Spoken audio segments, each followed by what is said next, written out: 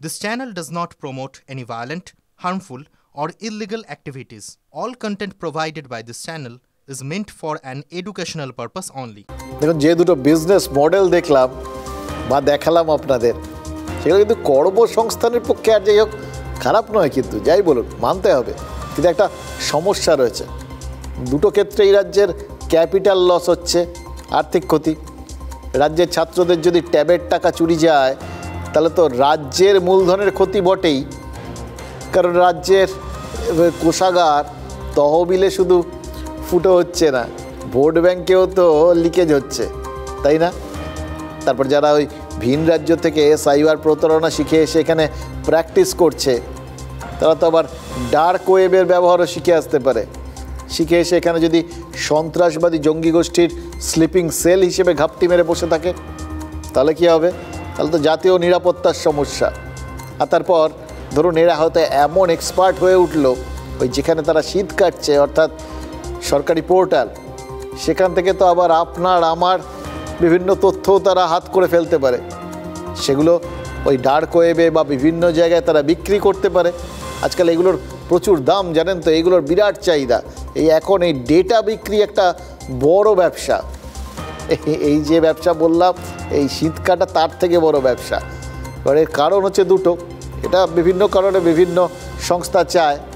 আবার এরমও হতে পারে যে ওই তথ্য প্রমাণ সব হাতে নিয়ে আপনার সব কিছু মানে তথ্য তালাশগুলো হাতে যে মুহূর্তে পেয়ে গেল, এবার আপনার ঘরেও শীত কাটলো, কোনোটারই তো নিশ্চয়তা নেই। এবার দ্বিতীয়টা দেখুন, কর্মসংস্থান অর্থাৎ দ্বিতীয় কর্মসংস্থান, যাতে শিশু পাচার যার কথা বললাম তাতেও তো আমাদের ক্যাপিটাল লস হচ্ছে। প্রথমত রাজ্যের নিঃসন্তান দম্পতি সন্তান পাচ্ছে, এটা একদম ঠিক, টাকা তো চলে যাচ্ছে বিহারে। আর দ্বিতীয়ত বিহারের সন্তান পাচার করতে কখন এই দুষ্টচক্র মানে করতে করতে করতে করতে বেড়ে গেছে। এবার বাড়বে তো সংখ্যায় বাড়বে, আড়ে বহরে বাড়বে, লোভও তো বাড়বে। লোভ বেড়ে গেলে কী হবে? তখন তো আমাদের রাজ্যের বাচ্চাগুলোর ওপর নজর দেবে। মানে পুলিশ আর সিআইডি শুধু অপরাধ নির্মূল করার জন্য লড়ছে না, রাজ্যের অর্থ আর স্বার্থ রক্ষার জন্যও লড়ছে। এই যে দেখুন না, কেন্দ্রের টাকায় যখন আবাস হয়েছে তখন এত কড়াকড়ি ছিল, মানে কত দিকে সিআইডি লড়বে আমি শুধু সেইটা ভাবছি। এই যখন কেন্দ্র টাকা দিত তখন কত অট্টালিকার মালিক তারা আবাসের তালিকায় নাম লিখিয়ে ফেলেছিলেন, বাড়ি হয়ে টাকাও পেয়ে গেছিলেন। জেলায় জেলায় সেই কেলেঙ্কারির পর্দাফাশ তো আমরাই করেছি, আপনাদের মনে আছে? কত কত ঘটনা আপনাদের সামনে তুলে ধরেছিলাম। পাশেই বিরাট বাড়ি অট্টালিকা, কিন্তু তিনি নাকি সর্বহারা, মাথার ওপর ছাদ নেই, আবার ওই আবাস প্রকল্পের টাকা পয়সা নিয়ে বাড়ি তৈরি করছেন। কিন্তু এই বাংলা আবাস প্রকল্পের ক্ষেত্রে দেখুন, একটা টাকাও যাতে বেহাত না হয় সেটা দেখতে কত রকম সতর্কতা। প্রথমে তো আগাম প্রচার, তারপর যখন তালিকাটা তৈরি হচ্ছে, এখনও টাকা দেওয়া হয়নি, তার আগেই দক্ষিণ দিনাজপুরে জেলা শাসক আর পুলিশ সুপার নিজেরা ঘুরে ঘুরে দেখছেন তালিকায় যাদের নাম উঠেছে এরা ঠিকঠাক লোক তো, নাকি তালিকাতেই জল রয়েছে। আরামবাগে আবাসে নাম ওঠা মানুষের বাড়ি বাড়ি গেছেন পঞ্চায়েত আর গ্রামোন্নয়ন মন্ত্রী প্রদীপ মজুমদার, মানে মন্ত্রী অফিসার কেউ বাদ নেই। পূর্ব বর্ধমানের মসজিদপুর পঞ্চায়েতের প্রধান মুন্সি মান্ডি আবার স্বেচ্ছায় আবাসের তালিকার থেকে নাম কাটিয়েছেন, মানে নামটা উঠে গেছিল কিন্তু তিনি নামটা কাটিয়েছেন। এবার আবাসের তালিকায় তার নাম ওঠার কথা নাও, সেটা ঠিকঠাকভাবে ওঠেনি, সেটা তো স্থানীয় বিডিও বাজিয়ে বলতে পারবেন। কিন্তু মুন্সি মান্ডি যেটা বলেছেন, তিনি বলেছেন যে আগে বাকিরা পাক, তারপর তিনি নেবেন। এবার প্রশাসনের আমলা, মন্ত্রী, শাসক দলের জনপ্রতিনিধি সকলেই তো দুর্নীতি আর অনিয়ম রুখতে প্রবল তৎপরতা দেখাচ্ছেন, আমরা দেখতে পাচ্ছি। কিন্তু যেটা এখন দেখাচ্ছেন সেটা আগে দেখিয়েছেন কি? রাজ্যের টাকায় আবাস যোজনা, তাই কি এই বাড়তি সতর্কতা? নাকি এই আবাস যোজনায় 2026 বিধানসভা ভোটের সেরা বাজি হতে চলেছে শাসক দলের জন্য? ভাবছেন তো, আরে লক্ষ্মীর ভাণ্ডার তো আছে, লক্ষ্মীর ভাণ্ডারই তো সেরা বাজি। সেরা বাজি ঠিক, কিন্তু শেষ ভোটের আগে সেই সেরা বাজিতেও তো আবার ডবল চমক জোগাড় করতে হয়েছিল, মনে আছে আপনাদের? 500 টাকা ডবল হয়ে 1000 হয়েছিল।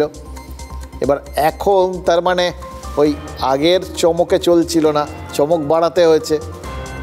এবার তো সেই চমকটাও হজম হয়ে গেছে, লোকের অভ্যেস হয়ে গেছে। এবার যদি সামনের বার আরেকটা চমক দিতে হয়, তার জন্য তো ভাঁড়ারের স্বাস্থ্য ফেরাতে লাগবে, সেখানে তো ভাঁড়ারের অবস্থা খারাপ। এবার সেইটা আবার আরও একটা ব্যাপার আছে, শুধু চমক দিলে চলবে না, তখন তো এখনকার 3 গুণ চমক দেখাতে হবে। কারণ বিজেপি ইতিমধ্যেই তো 3 গুণ মানে 3000 টাকার অন্নপূর্ণা ভাণ্ডারের প্রতিশ্রুতি দিয়ে বসে আছে। মানে ওভারট্রাম্প করতে গেলে মিনিমাম 3500 টাকার দর হাঁকতে হবে, মানে প্রতিশ্রুতি দিতে হবে। বিরাট চাপের ব্যাপার এই টানাটানির বাজারে। ফলে এখন রাজ্য সরকারকেও বিকল্প রাস্তা দেখতে হচ্ছে, সবাই বিকল্প খুঁজছে, জানেন তো, এটাই অসাধারণ লাগছে, রাজা প্রজা সবাই। এবার রাজ্য সরকার যদি এই সফলভাবে আবাস যোজনার বাড়িগুলো দিতে পারে, তাহলে ভোটে কিন্তু তৃণমূল কংগ্রেসই ফের এগিয়ে থাকবে। কারণ বাংলার মানুষ দেওয়ালে পিঠ থেকে না গেলে বদলের পক্ষে রায় দেয় না, আর সেখানে তারা মাথার ওপর ছাদ পাচ্ছে, এটা তো বিরাট ব্যাপার। গ্রাম বাংলার মানুষজন তারা যদি একবার মানে খুশি হয়ে যায়, তাহলে তো বেশ ফলাফল নিশ্চিত। এবার বাংলার শাসক দল অবশ্য চায় যে আবাস দেওয়ার উদ্যোগটা দেখেই, এখন তো উদ্যোগ শুরু হয়েছে, এটা দেখেই অন্তত মাদারিহাটের মানুষ বদলের পক্ষে রায় দিন। আজ রাজ্যে 6টি কেন্দ্রে উপনির্বাচন হয়েছে, তার মধ্যে কোচবিহারের সিতাই, বাঁকুড়ার তালড্যাংরা, হাড়োয়া, এখানে নৈহাটি, মেদিনীপুর, এগুলো সব কটা নিয়ে, এই 5টা আসন নিয়ে তৃণমূল কনফিডেন্ট, সব জেতা সিট। যদিও হাড়োয়ায় আইএসএফ প্রার্থী বিক্ষোভের মুখে পড়েছেন, এজেন্ট মার খেয়েছেন। এবার এটা দেখে কেউ যদি মনে করেন যে কঠিন লড়াই বলে এই সমস্ত হয়েছে, তাদের একটু বাড়তি কল্পনা হতে পারে আর কি। এগুলো হয়ে থাকে আর কি, বেশ অনেক কিছু হয় আর কি, সেইভাবেই হয়তো হয়ে গেছে আর কি। সিতাইয়ে তৃণমূলের এক নেতার হুমকি দেওয়ার ভিডিওটা প্রকাশ্যে এসছে, কিন্তু এগুলো একদম বিচ্ছিন্ন ঘটনা, বিক্ষিপ্ত। এ তো নিরবিচ্ছিন্নভাবে এত বছর ধরে চলছে, এই সমস্ত বিচ্ছিন্ন ঘটনা আর কিছু হয় না। এবার 20শে নভেম্বর সেদিন কিন্তু বোঝা যাবে তৃণমূলের ছক্কাটা বাউন্ডারি পেরোলো না পেরোলো না। কিন্তু মাদারিহাট নিয়ে অনিশ্চয়তা যে রয়েছে সেটা কিন্তু বোঝা যাচ্ছে, শাসক দলের একটা অনিশ্চয়তা রয়ে গেল, জানেন তো। কারণ ওখানে ভোট ফ্যাক্টর হচ্ছে আদিবাসী আর গোর্খারা। তাই কি ভোটের দিনটা মুখ্যমন্ত্রী দার্জিলিংয়ে কাটালেন? বলবেন তো মাদারিহাট থেকে তো অনেক দূরে ছিলেন, ঠিক, কিন্তু গোর্খাদের খাস তালুক তো ওটাই। দার্জিলিংয়ের চৌরাস্তায় সরস মেলার উদ্বোধন করলেন মুখ্যমন্ত্রী, চিড়িয়াখানায় তুষার চিতার নামকরণ করলেন, আর এদিকে নিচে মাদারিহাটে টান টান উত্তেজনায় ভোট হলো। বিজেপি প্রার্থী রাহুল লোহারকে দফায় দফায় আটকানো হয়েছে, গাড়ি ভাঙচুর হয়েছে। এবার খেয়াল করে দেখুন, মাদারিহাটি কিন্তু ঘটনাচক্রে এইবারের এই 6টা উপনির্বাচনের মধ্যে একমাত্র বিজেপির জেতা আসন, কিন্তু সেখানে এত কিছুর মানে হচ্ছে, মানে এইটাকেও বাইরে রাখতে তৃণমূল রাজি নয়। এবারের উপনির্বাচনে 6-6 করতে তারা মরিয়া। এবার আপনারা বলবেন যে আরে সব নির্বাচন, সব আসনে সেখানে তো জেতার জন্য ঝাঁপানো উচিত, ঠিক, কিন্তু যেখানে সরকার গঠনের মরিয়া ভাব নেই, ও এটাতে কি হলো না হলো তাতে কিছু এসে যাবে না, ইতিমধ্যেই তারা এতগুলো মানে যে 6টার মধ্যে 5টায় তাদেরই যেটা সিট, তা সত্ত্বেও 6-6 করার এরকম মরিয়া ভাব কেন? দেখুন, তিলোত্তমা কাণ্ড আর দুর্নীতি ভোটে যে কোনো প্রভাব ফেলেনি, গ্রাম বাংলায় যে এর কোনো প্রভাবই পড়েনি, বাংলার মানুষ যে এখনও শাসক দলের পক্ষেই রয়েছে, এটা বোঝাতেই স্কোর কার্ডটা 6-6 হওয়াটা বোধহয় খুব জরুরি হয়ে গেছে, জানেন তো। নাকি শাসক দলের মনে একটা দুর্ভাবনা রয়েছে, একটা মাদারিহাটও যদি লক্ষ্মীর ভাণ্ডারের মানে ওই পাটা একটা যে রাস্তা সেখানেও পা পিছলে পড়ে, তাহলে তার প্রভাব কি বাকি বিধানসভাতেও পড়তে পারে? পড়বে না তো। মাদারিহাটে যাই বলুন, মরিয়া ভাবটা কিন্তু দিনভর নজর কেড়েছে। আপনারা কন্টিনিউ দেখেছেন। আমি গাড়িতে চলতি গাড়িতে ছিলাম, আর কাঁচও সামনে পড়ে আছে আমার সিটের মধ্যে, কাঁচ আমার। হ্যাঁ অবশ্যই, আপনারা এখানে আসুন, আপনাকে আমি দেখাচ্ছি কাঁচ। হয়তো এখানেও দেখুন, এখানেও পাথর আছে, দেখুন এখানেও পাথর আছে। দেখুন আমি ক্যান্ডিডেট, এখন জানে ওরা যে এখানে মানুষ বিজেপিকে চায়, বিজেপিকে ভোট দেবে। কিছু কাজ করেন নাই, তাই জন্য জনগণ এটা বিক্ষোভ দেখাচ্ছে, তাই না? কিন্তু এটার মধ্যে টিএমসির কোনো হাত নেই, কিন্তু নিজেরাই ভাঙছে। আমার কি মনে হচ্ছে জানেন, আজকে মাদারিহাটের দিকে উদাস চিত্তে তাকিয়ে রয়েছে নৈহাটি। উপনির্বাচন তো সেখানেও হচ্ছে, জ্বলে ওঠার মশলা তো নৈহাটিতেও ছিল মশাই। সেখানেই তো ও বাম আর অতিবামের জোট হয়েছিল। সেই বাম আর অতিবাম, যে বাম আর অতিবামের দিকে বারবার সাম্প্রতিককালে তৃণমূল তীর ছুঁড়েছে, বলেছে এই যে আরজি কর নিয়ে যে এত আন্দোলন হলো, সব কিছুর পেছনেই নাকি এরা।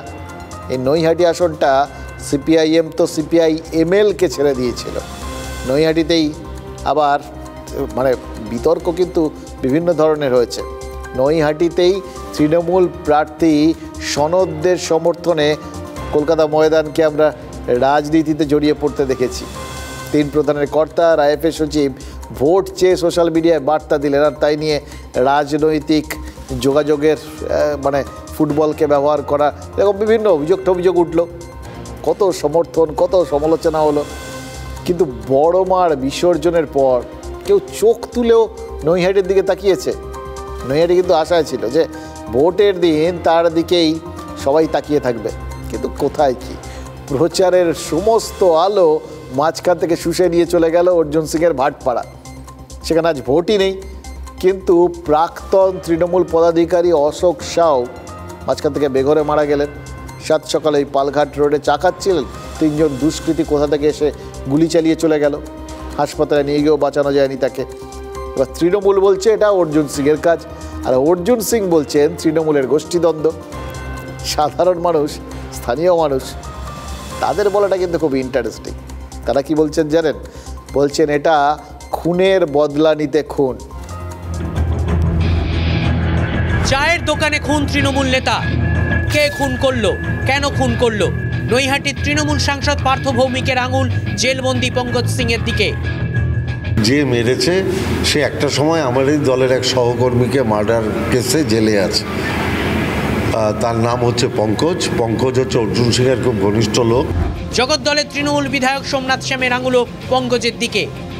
সালাউদ্দিন আনসারির খুন করার পরেই পঙ্কজ অ্যান্ড টিম তারা পালিয়েছিল, অ্যারেস্ট হয়েছিল, বেলে এসে আবার এই ঘটনাটা ঘটিয়েছে। কে এই পঙ্কজ? খুনে জড়িত? 2023-এর নভেম্বরে জগদ্দলে খুন হয় ভিকি যাদব নামে এক তরুণ।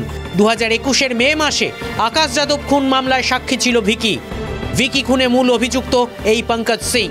তবে নিহত তৃণমূল নেতা অশোক সাউয়ের ভাই প্রদীপ সাউয়ের দাবিতে উঠে আসছে অন্য এক আকাশের যোগ। 2020 নভেম্বরে পিটিয়ে খুন আকাশ প্রসাদ নামে এক তরুণ। আকাশ প্রসাদ খুনে অন্যতম অভিযুক্ত তৃণমূল নেতা অশোক সাউ। সে সময় তৃণমূলের ওয়ার্ড কমিটির সভাপতি ছিলেন অশোক। 2023-এর ফেব্রুয়ারিতে অশোকের ওপর হামলা চালায় আকাশের ভাই সুজল। পুলিশের কাছে সুজল স্বীকার করে খুন করতেই হামলা করেছিল। 1.5 বছর পর জামিনে মুক্ত সুজল রায় ফের হামলা চালিয়েছে দাবি নিহতের ভাইয়ের। ওইখানেই থাকে, সুজল আছে, সুজল প্রসাদ আছে, সুজল পাসওয়ান আছে, সাহিল আছে, কারণ আছে, অনেক কারণ আছে। টাকা ইনকম আছে থানায়, ওই ভাটপাড়া এই থানা ইনকম আছে তো। তবে কি আকাশ যাদব খুনেরই বদলা? ইঙ্গিত পুলিশ কমিশনারের কথাতেও। অশোক শাহ উপরে ফেব্রুয়ারি 2023-এ একটা ঘটনা হয়েছিল, সেই ঘটনায় সূত্রপাত যেটা আকাশ মার্ডার আমাদের হয়েছিল তার সঙ্গে ছিল। তার মধ্যে আকাশে ছোট ভাই যেটা আছে সুজলে আমরা ইনভলভমেন্টটা পেয়েছিলাম। আমরা 4 জনকে বিরুদ্ধে চার্জশিট করেছিলাম। এখন আপাতত ওই 4 জন বেলে আছে। ভাইদের কাজ দাবি ব্যারাকপুরের প্রাক্তন সাংসদ অর্জুন সিংয়েরও।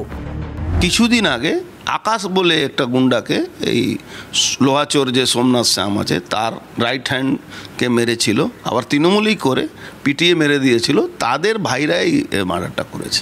তৃণমূলের গোষ্ঠীদ্বন্দ্ব, মানে গোষ্ঠীদ্বন্দ্বকে বন্ধু দ্বন্দ্ব। দ্রুত রহস্যের সমাধান হবে দাবি পুলিশের। এই ঘটনার পেছনে কারা আছে আমাদের যাঁচটা যে আছে এখনই স্টার্ট হয়েছে, বাট আমাদের পূর্ণ দৃঢ় বিশ্বাস আমরা খুব তাড়াতাড়ি এই ঘটনায় কিনারা করতে পারি। তবে সে না হয় হবে কিন্তু এই গোলাগুলি বোমাবাজি থামবে কবে? মনে পড়ে যাচ্ছে জানেন তো, পাঠান অলস আড্ডাবাজ, যেমন তার গায়ের জোর, স্বভাব তেমনই শান্ত। এটা দেশে বিদেশে উপন্যাসে লিখে গিয়েছেন সৈয়দ মুজতবা আলী। মাঝে মাঝে মনে পড়ে যায়, তাই সেখানে লেখা আছে, তবে বেঈমান বললে পাঠানের রক্ত নাকি ওই খাইবার পাশের উষ্ণতাকেও ছাপিয়ে যায়, আর ভাইয়ের খুনের বদলা নিতে পাঠান রক্ত ঝরাতে পারে। শান্ত মনে হাত গুনে, মানে কর গুনে হিসেব করে কটা খুন তাকে করতে হবে, এবং তারপর বংশ পরম্পরায় সেই বদলার ধারাবাহিকতা বজায় থাকে। দেখুন, মুজতবা আলী 1974-এ ঢাকায় মারা গেছেন। আজকের এই ব্যারাকপুর শিল্পাঞ্চল যদি তিনি দেখতেন না, আমি নিশ্চিত এই কাবুল নিয়ে একটু নস্টালজিক ফের হয়ে যেতেন। মনে পড়ে যেত তার কি লিখেছিলেন, কোথাকার মানুষজনকে নিয়ে লিখেছিলেন, কার কথা লিখেছিলেন। দেখুন, পাঠানের সততা আর সারল্য সেটা নাই থাকুক, বদলার রাজনীতিটা তো এই বর্তমানে পুরো মাত্রায় রয়েছে। অর্জুন সিং তো হেরে গেছেন, ব্যারাকপুরের মানুষ তার মানে শাসক দলের উন্নয়ন প্রতিশ্রুতি যজ্ঞে ঘি ঢেলেছেন। কিন্তু শান্তি না ফিরলে উন্নয়ন সম্ভব? আর শান্তি ফেরানো তো প্রশাসনের দায়িত্ব, সরকার তো শাসক দলের। অথচ আজকের খুনের জন্য অবলীলায় অর্জুন সিংকে দায়ী করছেন তৃণমূলের সব নেতা। এটা হয়তো আপনারা বলবেন, আরে রাজনৈতিক ইকুয়েশন অনুযায়ী এটাই তো স্বাভাবিক। তাও ঠিক, কিন্তু অর্জুন ভাটপাড়ায় আইন শৃঙ্খলা পরিস্থিতি একা বিগড়ে দিয়েছেন, এটা মানে তো এটাও বলে ফেলা সরকার আইন শৃঙ্খলা রক্ষায় ব্যর্থ, যার ফলে এই ভাটপাড়ায় খুনকা বদলা খুনটাই এখন নিয়ম হয়ে দাঁড়িয়েছে। একটা জিনিস ভাবছিলাম জানেন তো, জায়গাটার নাম বদলে বদলাপুর রেখে দিলে হয় না? অর্জুন সিং নিজেই গুলি করিয়েছে, তৃণমূল কর্মীকে অর্জুন গুলি করিয়েছে। যেহেতু নৈহাটির ভোট নিয়ে আজকে আমি ব্যস্ত, ওটা ভাটপাড়া বিধানসভার কেন্দ্র, ওটা পরে দেখছো। এটাই তো অর্জুন সিং সেই সুযোগটা নিয়েছে, যেহেতু পুলিশ নৈহাটি ইলেকশন করতে, শান্তি রক্ষা করতে চলে আসবে, এই ফাঁকা সময়টাকে অর্জুন সিং কাজে লাগিয়েছে। ভাটপাড়ায় যেটা হয়েছে সেটা সম্পূর্ণভাবে বিজেপির আক্রমণে তৃণমূল কর্মী খুন। কারণ নৈহাটি কেন্দ্র বিজেপি হারতে চলেছে। এই যে হারতে চলেছে, এই মরিয়া হয়ে ওদের ভরসা হচ্ছে কেবল ওই বোমা, গুলি, হিংসা, রক্তপাত, সেই কাজগুলো করেছে। এই উত্তেজনা তো ওখানে কে করে, তারা কারা, এই প্রত্যেকটি নাম বহু চর্চিত, গোটা এলাকার মানুষ জানেন, বাংলার মানুষ জানেন ওখানে কে করে এসব। ভাবুন, কুণাল ঘোষের কথা শুনে ভাবছিলাম, উনি বললেন যে নৈহাটিতে হেরে যাবে বুঝে মরিয়া বিজেপি এই সমস্ত কাণ্ড কারখানা ঘটিয়েছে। রাজনীতিতে কোনো কিছুই অসম্ভব নয়, এবং রাজনীতিকদের ব্যাপার সেবার রাজনীতিকরাই ভালো বোঝেন। শুধু এইটাই ভাবনা যে ওই ওখানকার হতাশাটা ভাটপাড়ায় এসে কেন সেখানে খুনোখুনিতে পরিণত হবে। ভাটপাড়ায় খুনের বদলা খুন হচ্ছে, আর হুগলির রিষড়ায় মায়ের গায়ে হাত তোলার বদলা নিতে গুলি চলছে। গতকাল রাতে বাকখাল এলাকায় পরিবহন ব্যবসায়ী শামসুদ্দিনের মাথায় গুলি লাগে, হাসপাতালে গুলি বার করা হয়েছে। শামসুদ্দিন আশঙ্কাজনক। এবার এই অবধি ওই কোথাও গিয়ে আপনারা দেখবেন যে মনে হবে যে এ তো মনে হচ্ছে ডিটো ওই ওখানে ভাটপাড়ারই কার্বন কপি হতে চলেছে এই হুগলি। কিন্তু অভিযুক্ত যে সে রঞ্জন যাদবকে দেখছিলাম জানেন তো, নির্বিকার ভঙ্গি, লম্বা গোঁফ আছে দুটো, মাঝে মধ্যে তা দিচ্ছে, আর দিতে দিতে বলছে শামসুদ্দিন তার মাকে মেরেছিল, তাই শামসুদ্দিনকে এসে গুলি করেছে। আর শুধু তাই নয়, সে একদম মানে নিজেকে একদম বিরাট অন্য স্তরে নিয়ে গিয়ে দাবি করছে কি জানেন, সে তৃণমূল করে। শামসুদ্দিনকে গুলি করলে কেন ভাই? শামসুদ্দিনকে গুলি করলে কেন? দুটো ভাই মিলে আমার মাকে খেলিয়েছিল তাই জন্য। আচ্ছা, তোমার কি এর আগে গন্ডগোল হয়েছিল? হ্যাঁ, ও গন্ডগোল করেছিল, নিজের অফিসে কাজে থেকে আমাকে বেশি করে। আচ্ছা, বলছি তুমি কি বজরং দলের সাথে যুক্ত? না না, আমি টিএমসি করি। টিএমসি করো? আর্মসটা কোথা দিয়ে পেলে? আর্মসটা কোথা দিয়ে পেলে? কিনেছিলে? না না, আমাকে প্রীত পান্ডে দিয়েছিল। হ্যাঁ, প্রীত পান্ডে। আচ্ছা, আর আর্মস আছে নাকি, অন্য আর্মস আছে নাকি? আর বজরং দলের গুট তো আছে, কিন্তু হাত ওদেরই আছে, তৃণমূলের লোকেদের হাত আছে, ওদেরই হাত আছে। ও এখন তৃণমূল করছে ঠিক আছে, কিন্তু ও সব তৃণমূলের ভাষা করে না, ওরাও বজরং দলেরই ভাষা। পুলিশ প্রশাসন বুঝবে। আসলে সবাই এখন তৃণমূলটা এত বেশি পশ্চিমবঙ্গে যে সমাজের সব জায়গাতেই যে তৃণমূল 99.99% ভালো জিনিসও যেমন তৃণমূল, তেমনি এইগুলোকে তৃণমূল বা রাজনৈতিক দল বলে বিচার করা ঠিক না। কেউ যদি কোনো সামাজিক অপরাধ করে থাকে, করা থাকে, সেটা প্রাথমিক পরিচয় সেটা দিয়ে হবে। এখন তারপরে কে কি বিভ্রান্ত করার জন্য বলছে তাদের ব্যাপার। অভিযুক্ত যে সে প্রকাশ্যে বলছে আমি তো তৃণমূল, আমি তো তৃণমূল, ফলে গুলি বোমা বন্দুকের কারবার করাটা আমার কাজের মধ্যে পড়ে।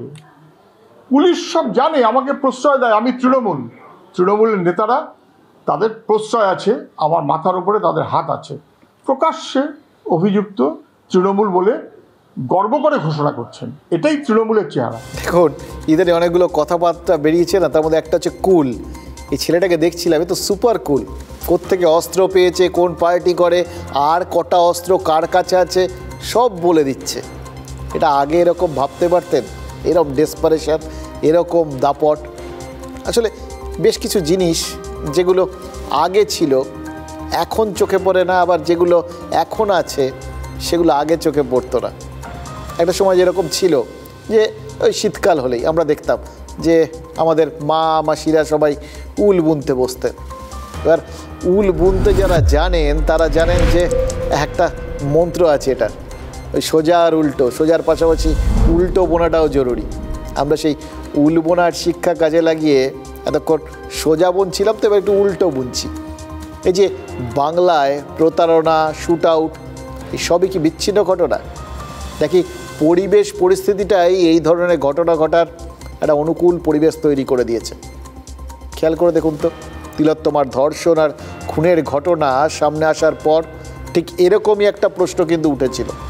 অনেকেই জানতে চেয়েছিলেন যে সরকারি হাসপাতালে কর্তব্যরত ডাক্তারের ধর্ষণ আর খুন কি সত্যি বিচ্ছিন্ন ঘটনা, নাকি এই ধরনের ঘটনা ঘটার পরিবেশটা তৈরি হয়ে গেছিল? জুনিয়র ডাক্তাররা যারা আন্দোলন শুরু করেছিলেন তারা কিন্তু বলেছিলেন সরকারি হাসপাতালে কীভাবে থ্রেট কালচার চলে। দেখুন ডাক্তার তো তারা যে জীবাণু চিনতে ভুল করেননি, আজকেও তো সেটাই আমরা প্রমাণ পাচ্ছি চারপাশে। আর থ্রেট কালচারের লেটেস্ট জীবাণুটা কোথা থেকে পাওয়া গেছে জানেন? অবাক হয়ে যাবেন। স্কুলে, পাঁশকুড়ার একটা স্কুলের এক ছাত্র আর ছাত্রীর মধ্যে ঝগড়া হয়েছে। দুজনের কোন ক্লাসে পড়ে জানেন? ক্লাস 6। বয়স কত? 12। সেই 12 বছরের ছাত্রটা কি ওই সহপাঠিনী ছাত্রীকে বলেছে বেশি বাড়াবাড়ি করলে আর্জিকর করে দেবো, দরকারে মেয়েটাকে নাকি ছুরি দিয়ে মেরে দেবে বলে শাসিয়েছে।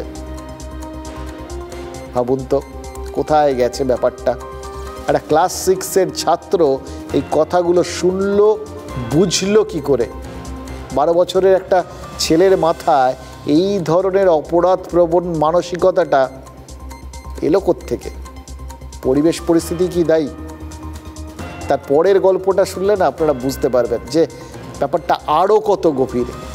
ওই যে ছাত্রছাত্রীর মধ্যে গণ্ডগোলটা হলো, সেটা স্কুলের শিক্ষকরা মিটিয়ে দিয়েছিলেন।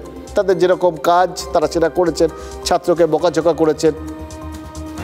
এবার এই অপরাধে ওই ছাত্রের পরিবার নাকি আজকে স্কুলে চড়াও হয়েছে, শিক্ষকদের হুমকি দিয়েছে বলে অভিযোগ। তাহলে ভাবতে পারছেন আরজি করের জীবাণু পাঁশকুড়ায় পৌঁছলো কিভাবে? এটা ভাবার আগে এটা ভাববেন না এই ছেলেটির পরিবারে সেটা ঢুকলো কোথা থেকে। পরিবেশ, পরিস্থিতি, সমাজ, পরিবার সবাইকে একটু কাল্টিভেট করে দেখতে হবে, জানেন তো। ওই সে বলছিলাম ভুবন অতি বেদরা বালক, সেটা তার মাসি শেখাননি। পাঁশকুড়ার ছেলেটা যা করেছে সেটা যে কত বড় অপরাধ সেটাও তো তার পরিবার শেখালো না। এবার চ্যারিটি বিগিনস অ্যাট হোম, শিক্ষার শুরু তো বাড়ির থেকেই। এই ছেলেটা বাড়ির থেকে যা শিখলো, তারপর ভবিষ্যতে আমরা আর থ্রেট কালচার নিয়ে আলোচনা করে কোনো লাভ হবে বলুন তো?